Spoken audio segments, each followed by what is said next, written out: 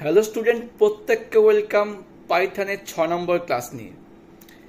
আমরা নতুন সিলেবাস মানে সেমিস্টার 3 এর পাইথন থেকে চ্যাপ্টার 1টা কমপ্লিট করে নিয়েছি। তো আজকে আমরা দেখব এই চ্যাপ্টার 1 থেকে এক্সারসাইজ সলভ মানে অনুশীলনী সলভ। তো এই সলভটা আমরা প্রতিবারের মতো দুটো বই থেকে প্রথমে সলভ দেব। একটা বিবি কুণ্ডুর বই থেকে দেব, আরেকটা দেব পারুল প্রকাশনী বই থেকে। বাকি যতগুলো বই আছে সেগুলো আমরা সিলেবাস কমপ্লিট করার পর নিয়ে আসব। এবং আজকের ক্লাসটা আমরা শুরু করছি এখনই বিবি কুণ্ডুর বই থেকে। এই হলো বিবি কুণ্ডুর বই, স্যার রাজেন্দ্র গিরি এবং স্যার শুভময় গিরির বই। ঠিক আছে, এই বই থেকে আমরা পড়াচ্ছি। বইটা তুলনামূলক বাকি সমস্ত বই থেকে ভাষাগুলো খুব সহজই লেগেছে আমার কাছে, কিন্তু বাকি সব বইগুলোই ভালো। নতুন সিলেবাস, তোমরা সবাই জানো যে একটা বই থেকে কোনো সাবজেক্টই খুব ভালো মতো কোনো স্যাররা পড়াতে পারছে না। এটা হয়তো আগামী কয়েক বছর ঠিক হয়ে যাবে, আরও বইগুলো চেঞ্জ আসবে। তো যাই হোক, আমরা তো সিলেবাস ওয়াইজ পড়ছি, কারণ আমরা কিন্তু এই সিলেবাসটা ফলো করেই পড়ছি, তোমার যে সিলেবাস আছে। তো আশা করি আজকের ক্লাসটা প্রত্যেকে ভালো লাগবে। সবাই আপাতত লাইক কমেন্ট করে চ্যানেলের সঙ্গে থেকো, কারণ তোমরা জানো তোমাদের লাইক কমেন্টের উপর ভিত্তি করে কিন্তু নতুন নতুন ভিডিওগুলো আসছে। অনেকে বলছো স্যার ভিডিও কবে দেবেন, দেরি হচ্ছে কেন? তো যেটুকু ঠিক করেছি, প্রত্যেকের সাপোর্ট ভালো মতো পেলেই ভিডিওগুলো আসবে। কারণ ভিডিও বানাতে অনেক সময় লাগে, অনেক কষ্ট করে বানাতে হয়, সময় খুব কম হাতে। সেই হিসাবে তোমাদের রেসপন্স ভালো পেলে তবে কিন্তু নতুন নতুন ভিডিওগুলো আসবে। আর ঠিক আছে, তো আরেকটা বিষয়, প্রত্যেকে যারা চ্যানেলে নতুন তাদের অবশ্যই বলবো তোমরা প্লে লিস্টটা ফলো করবে। তোমাদের অলরেডি ক্লাস মানে সেমিস্টার 3 দুটো প্লে লিস্ট বানানো হয়ে গেছে, ইউনিট 1 ইউনিট 2। এটা অবশ্যই তোমরা বন্ধুদের মধ্যে শেয়ার করবে। আর যারা ক্লাস 11-এ আছো তাদের প্রত্যেককে বলবো তোমাদের কিন্তু সমস্ত ভিডিও দেওয়াই আছে, তোমরা চ্যানেলে প্লে লিস্ট ফলো করো, সেখান থেকে তোমরা সমস্ত সলভ পেয়ে যাবে। তো এখন দেখো, আমাদের এই বইতে বেশ অনুশীলনী অনেকখানি দেওয়া আছে, অনেকগুলো কোশ্চেন দেওয়া আছে। তো আমরা আজকে এগুলো সলভ করব এবং তোমাদেরকে বুঝিয়ে দেবো যে কেন অ্যান্সারগুলো হচ্ছে। তো ভিডিও স্কিপ না করে চ্যানেলের সঙ্গে থাকো এবং মন দিয়ে ক্লাসটা ফলো করো। সঠিক অপশনটি নির্বাচন করো। সহজ সরল ইংরেজি ভাষায় লেখা প্রোগ্রাম তৈরির ধাপকে কি বলা হয়? অ্যালগোরিদম। অ্যালগোরিদম মানে হচ্ছে step by step process. Number 2, 1 নম্বর 2 নম্বর, প্রোগ্রামিং ল্যাঙ্গুয়েজ ব্যবহার না করে অ্যালগোরিদমকে ধাপে ধাপে প্রকাশ করার পদ্ধতিকে কি বলে? সিউডোকোড বলে। আমি প্রোগ্রামিং ল্যাঙ্গুয়েজ ইউজ না করলাম, অ্যালগোরিদম আমি ধাপে ধাপে প্রকাশ করবো, তাকে বলা হয় সিউডোকোড। নাম্বার 3, অ্যালগোরিদমকে সিম্বলের সাহায্যে প্রকাশের পদ্ধতিকে কি বলে? অবশ্যই ফ্লো চার্ট। যখন অ্যালগো আমরা সিম্বল দিয়ে প্রকাশ করি তাকে বলি flow chart. Number 4, programming language ব্যবহার করে প্রোগ্রাম লেখার পদ্ধতিকে কি বলা হয়?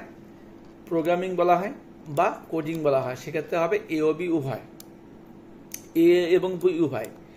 যারা নতুন চ্যানেলে, যারা প্রথমে এই ক্লাসটা দেখছো, তাদেরকে বলবো তোমরা এই ক্লাসটাকে স্কিপ করে যাও।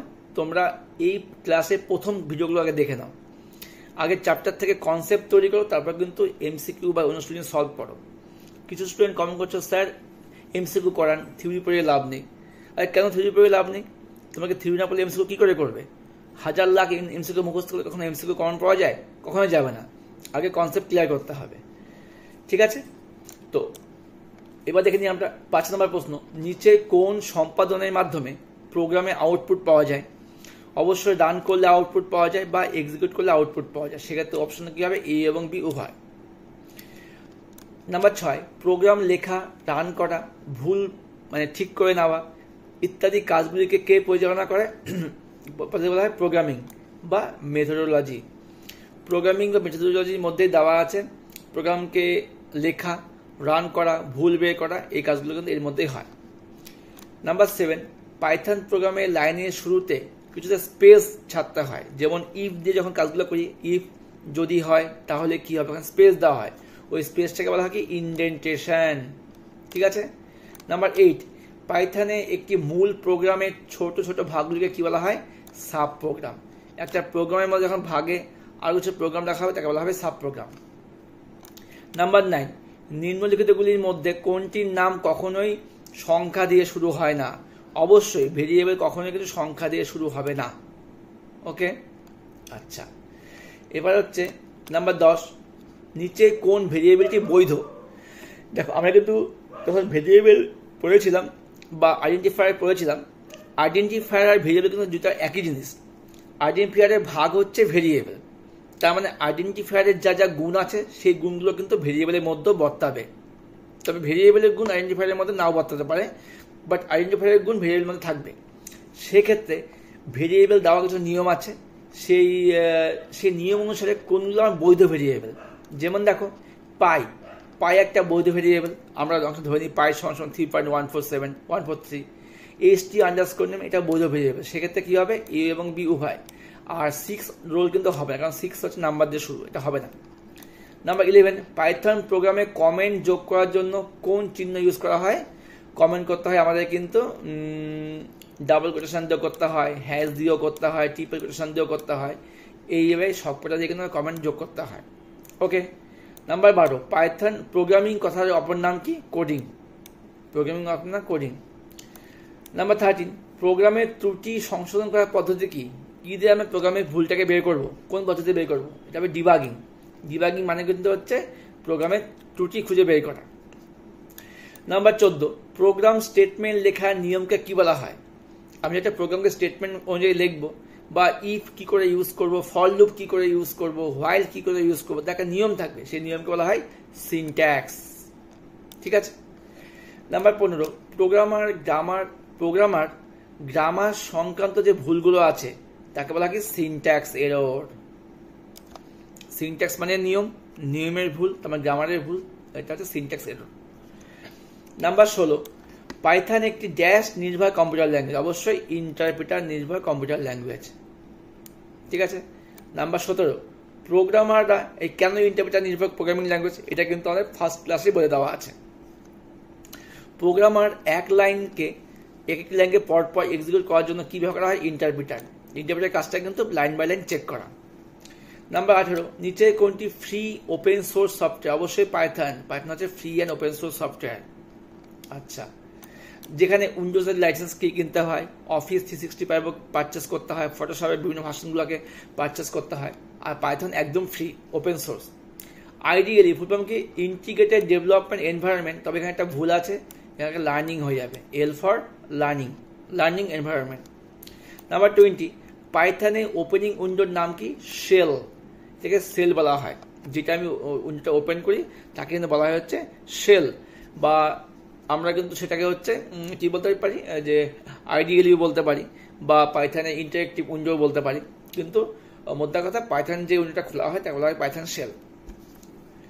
আচ্ছা, নাম্বার 21, পাইথনের প্রাইমারি প্রম্পট কোনটা? এই তিনটা যে অ্যারো আছে গ্রেটার দেন, এটা বলা হয় পাইথনের প্রাইমারি প্রম্পট। নাম্বার 22, পাইথনের সেকেন্ডারি প্রম্পটের সিম্বল কোনটা? যদি প্রাইমারি প্রম্পট তিনটা গ্রেটার দেন হয়, সেকেন্ডারি হবে কি? তিনটা ডট। ঠিক আছে, সেক্ষেত্রে এ। নাম্বার 23, পাইথন আইডিয়ালি এর নতুন ফাইল তৈরি কমান্ড কি? Ctrl+N। ঠিক আছে। নাম্বার 24, পাইথন ফাইলের এক্সটেনশন নেম কি? .py। .py তুমি কখন ইউজ করতে পারো না? .py তো আমার পাইথনের এক্সটেনশন নেম, কিন্তু যখন তুমি পাইথন থেকে Ctrl+N চেপে বানাবে তখন তোমার সেভ করার সময় .py না দিলেও হবে। এবার তুমি যদি এই কোডটাকে নোটপ্যাডে করো তখন তোমার .py তে সেভ করতেই হবে। ঠিক আছে। নাম্বার 25, পাইথন প্রোগ্রামে আউটপুট দেখার জন্য কি ব্যবহার করতে হয়? অবশ্যই F5। হয় তুমি F5 প্রেস করো বা রানেকে রান মডিউল করো, তাতেও কাজ হয়ে যাবে।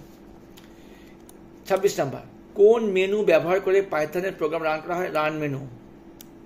এখানে বললাম হয় রানে যাও বা F5 যাও। নাম্বার 27, পাইথন প্রোগ্রামে ব্যবহৃত কমান্ডগুলিকে কি বলা হয়? স্টেটমেন্ট বলা হয়। আমি যতগুলো কমান্ড বা লাইন ইউজ করবো তাকে বলা হয় স্টেটমেন্ট। নাম্বার 28, পাইথনে একটি লাইনে একাধিক স্টেটমেন্ট লেখার জন্য কি ব্যবহার করা হয়? সেমিক্লোন। আমি যখন সেমিক্লোন দিয়ে কিন্তু একটি লাইনে একাধিক স্টেটমেন্ট ইউজ করতে পারবো। নাম্বার 29, পাইথন প্রোগ্রামে একটি লাইনে কমেন্ট বা মন্তব্য যোগ করার চিহ্ন কোনটা? হ্যাশ দিয়ে কিন্তু আমরা কমেন্ট বা চিহ্ন যোগ করতে পারি।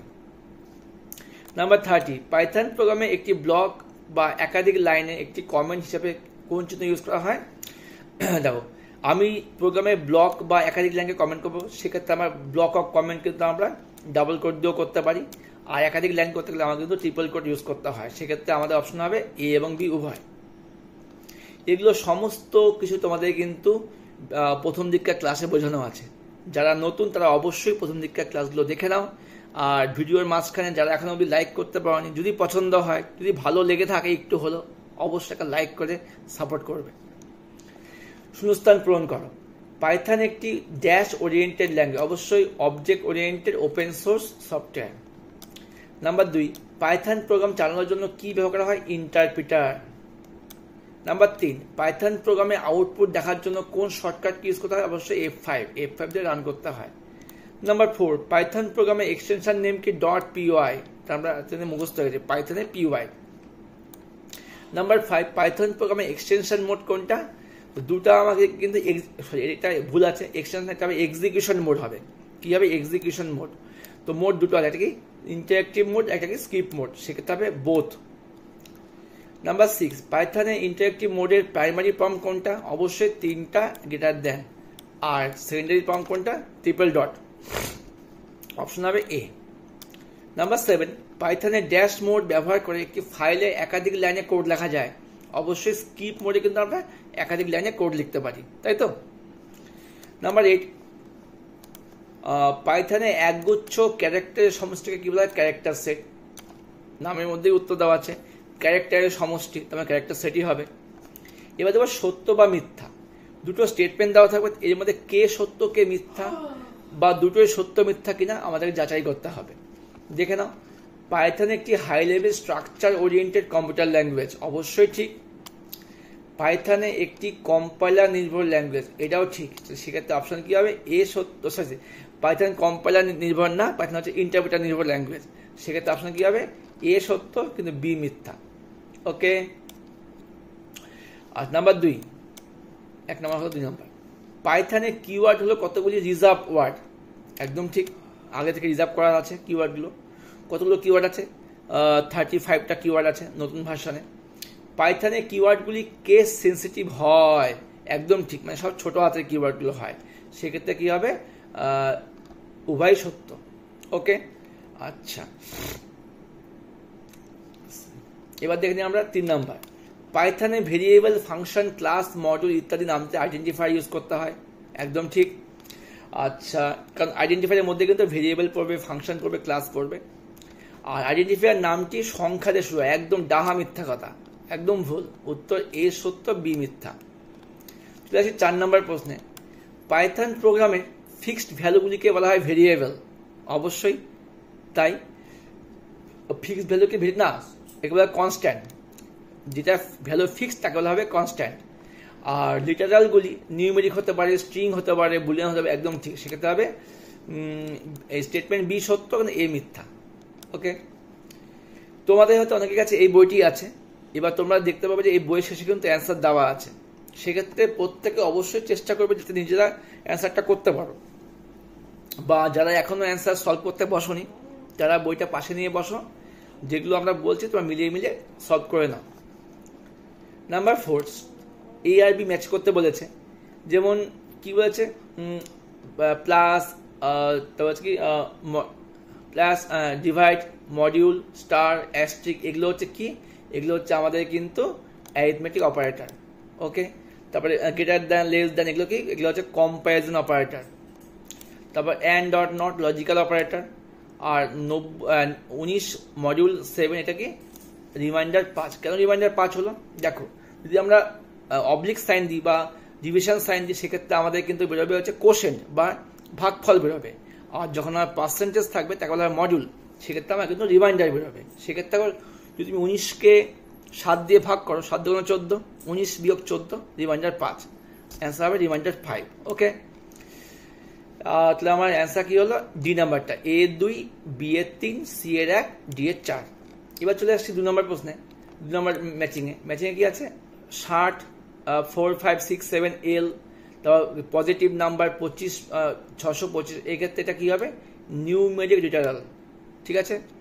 এবার হচ্ছে রোল 1001, নেম রানী, এটা হবে স্ট্রিং। কেন স্ট্রিং? ডাবল কোট দিয়ে প্রকাশ করা হয়েছে। সাবজেক্ট বেন, ইংলিশ, কমা, এটা কি হবে? এটা হবে আমাদের কোথায় গেল? সি এর লিস্ট। আর ফার্স্ট ব্র্যাকেট দিয়ে হবে টুপল। তোমার প্রত্যেকে জানো থার্ড ব্র্যাকেট দিয়ে আমাদের হয় লিস্ট, আর ফার্স্ট ব্র্যাকেট দিয়ে হয় টুপল। সেক্ষেত্রে অপশন কি হবে? মানে বি, এ 2, বি এর 4, সি এর 3, ডি এর 1। ওকে। নাম্বার 3, প্লাস কোন অপারেটর? অবশ্যই প্লাস হচ্ছে আমাদের অ্যারিথমেটিক অপারেটর। ডাবল ইকুয়াল এটা কোন অপারেটর? কম্পারিজন অপারেটর, বি এর 3। And logical operator. Are not কি হবে? Unary operator. ওকে, আচ্ছা, তাহলে অপশন হবে আমার এ এর 4, বি এর 3, সি এর 2, ডি এর 1। ওকে, এবার দেখে নিই আমরা দাবি ও কারণ। সেক্ষেত্রে আমার অ্যাসারশন দেওয়া আছে, বিবৃতি আর রিজন দেওয়া আছে। কি বলছে? দাবি, ইন্টারেক্টিভ মোডে পাইথন কোডকে নির্বাচন করতে হয়। পাইথন কোডকে ইন্টারেক্টিভ মোডে পাইথন কোড বা স্টেটমেন্টের সাথে সম্পাদিত হয়, একদম ঠিক। রিজন কি? ইন্টারেক্টিভ মোডে কোডগুলি সঞ্চয় বা সম্পাদন করা যায় না, সেক্ষেত্রে হবে একদম ঠিক। এটা হবে দাবি এ এবং আর উভয়ই সত্য। নাম্বার 2, স্কিপ মোডে পাইথন কোডগুলি ইন্টারপ্রিটার কর্তৃক চালিত হওয়ার পরে আউটপুট প্রদান করে, ঠিক আছে। আর কি, স্কিপ মোডে কোডগুলি ফাইল হিসাবে .py দিয়ে সঞ্চয় করা হয়, একদম ঠিক, দুটোই হচ্ছে সত্য। নাম্বার 3, কি বলছে? পাইথন প্রোগ্রামে to_xy বৈধ ভ্যালিড আইডেন্টিফায়ার, একদম ভুল, এটা বৈধ নয়, কারণ 2 দিয়ে শুরু হবে না। আর পাইথনের আইডেন্টিফায়ারগুলি অবশ্যই সংখ্যা দিয়ে শুরু, একদম ভুল, এটাকে হবে এ এবং আর উভয়ই মিথ্যা। ওকে, এবার দেখে নিই আমরা এই ছবি থেকে আমাদের কিছু অপশান চুজ করতে হবে। যেমন দেখো কি বলছে, নিচের সিম্বলগুলিকে শনাক্ত করো। এটা ডাবল কোড দিয়েছে, এটা কি? Block comment. Okay, hash line comment, 3টা অ্যারো, এটা কি হবে? Python prompt. মডিউল কি হবে? এটা হবে রিমাইন্ডার বের করে দেয়। আর এটা কি? Not equal to. হয়ে গেল। চলে আসছি ভিডিও শেষ দিকে। কিছু বাক্য বা শব্দকে ক্রম, মানে কোনটা আগে কোনটা পরে আমাদেরকে সাজাতে হবে। এক্ষেত্রে দেখো, প্রথমে আমাকে start Python using start button, আগে স্টার্ট দিয়ে শুরু করতে হবে। তারপরে আসতে হবে ফাইল মেনুতে ক্লিক করতে হবে। তারপরে এখান থেকে আমাদের করতে হবে হচ্ছে ক্লিক নিউ ফাইল অপশনে যেতে হবে। তারপরে স্কিপ মোড চলে আসবে। তবে স্কিপ মোড খোলার ধাপ কি? এটা হটলাইন আনসার কি হবে? 2 4 1 3, স্কিপ মোড খোলার ধাপ। নাম্বার 2 কি বলছে? 1 হয়ে গেল। 2 কি বলছে? পাইথন প্রোগ্রাম রান করার ধাপ কি? রান করতে গেলে প্রথমে আমাকে করতে হবে কি? Type Python code skip mode করতে হবে। তারপর থেকে সেভ করতে হবে .py দিয়ে। তারপর কি করতে হবে? ক্লিক অন রান মেনু অথবা ক্লিক অন কি? F5। 3 1 2 4, B number answer. এবার দেখবো 8 নাম্বার প্রশ্নের উত্তরগুলো। সমস্যা সংক্রান্ত প্রশ্নাবলী। কিছু এখানে সমস্যা দেওয়া থাকবে, তার প্রশ্ন আমাকে সলভ করতে হবে। কি বলছে? পাইথন একটি জনপ্রিয় high level programming language Guido van Rossum 1991 সালে তৈরি করেছিল। ইন্টারপ্রিটার প্রযুক্তি নির্ভর হওয়ায় পাইথন প্রোগ্রাম রান করার সময় প্রোগ্রামে এক একটি লাইনকে পরপর এক্সিকিউট করতে হয়। প্রথম লাইনের ত্রুটিগুলি সংশোধন করা হলে তবে দ্বিতীয় লাইনটা এক্সিকিউট করে। এইভাবে সমস্ত লাইনের কোডগুলির ত্রুটি দূর হয়ে গেলে পাইথন আউটপুট বের করে দেয়। এবার সঠিক অপশন নির্বাচন করো। সেক্ষেত্রে আমাদের কি বলছে? পাইথন ইন্টারপ্রিটার প্রোগ্রামে এক একটি লাইনকে পরপর সমাধান করে। হ্যাঁ, এটা কিন্তু আমাদের ঠিক আছে। চার্লস ব্যাবেজ পাইথন কখনোই বানায়নি। পাইথন লো লেভেল ল্যাঙ্গুয়েজ না, পাইথন কম্পাইলার নির্ভর না, সেক্ষেত্রে অপশন হবে এটা। এবার দেখি এখানে আমরা একাদশ শ্রেণীতে সঞ্জু পাইথনে একটি প্রোগ্রাম কম্পোজ করার পর রান মেনু রান মডিউলে ক্লিক করে প্রোগ্রামটা আউটপুট প্রদর্শন করেছে, কিন্তু শর্টকাট কি ব্যবহার করে কিভাবে রান করবে সে মনে করতে পারছে না। তখন তুমি তোমার বন্ধুকে কোন অপশন দেবে? অবশ্যই আমি বলবো F5 চেপে রান করা যেতে পারে। হয়ে গেল। তো এই ছিল আমাদের বিবি কুণ্ডু বই থেকে এতগুলো প্রশ্নোত্তর। আশা করি ক্লাসটা তোমাদের কেমন লাগে তো প্রত্যেকে কমেন্ট করে জানাবে। এখান থেকে কিন্তু আমরা অনেকগুলো প্রশ্ন প্রায় সলভ করে নিয়েছি, মোটামুটি 40খানার উপরে বা 50টার উপরে প্রশ্ন সলভ করে নিয়েছি। তো আস্তে আস্তে পরবর্তী চ্যাপ্টারগুলোও আসবে। তো আমরা এই পরের ক্লাসে পারুল প্রকাশনী বই থেকে কোশ্চেন পেপার সলভ করব। তারপরে তোমাদের চাহিদা মতো চ্যাপ্টার 2 শুরু করব। চ্যাপ্টার 2 কিন্তু আমাদের আছে নলেজ অফ ডেটা টাইপস, খুব ভালো চ্যাপ্টার। আশা করি আমরা এইভাবে সমস্ত সিলেবাস শেষ করতে পারবো। দেখা হচ্ছে পরবর্তী ক্লাস নিয়ে। তো বাই, খুব মন দিয়ে পড়াশোনা, প্রত্যেকে টেক্সট বুক পড়ো। ওকে।